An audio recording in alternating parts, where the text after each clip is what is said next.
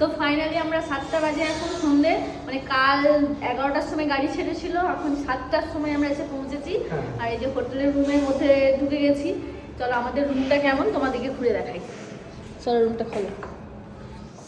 এই যে একটা ডাবল সাইজ বেড আছে, একটা সামনে স্পেস রয়েছে, এই যে একটা মিরর আছে, আর দেখতে পাচ্ছ এই হচ্ছে যে বাথরুম।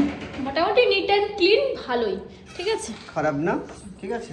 টুরিস্ট বাসে আসলে মানুষের একটা ধারণা থাকে কি যে হল রুম বা এছাড়া একটা একসাথে থাকতে হয়, একটা বাজে এক্সপিরিয়েন্স হয়।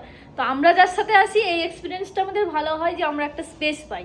আর একসাথে আসাতে মানে বাসে অনেকটা জার্নিতে খুব কষ্ট হয়। বাসের ভেতরটা তোমাদেরকে দেখায়নি কীরকম অবস্থায় আমরা থাকি, সেটা পরে একবার ভিডিওতে দেখাবো। এই যে মুখগুলো দেখতে হচ্ছে, থবড়াগুলো একবার চেঞ্জ হয়ে গেছে, তো পরে সেটা দেখাবো। চলো আপাতত এই রুমটা দেখিয়ে দিলাম, পরবর্তী জায়গা দেখাবো পরে।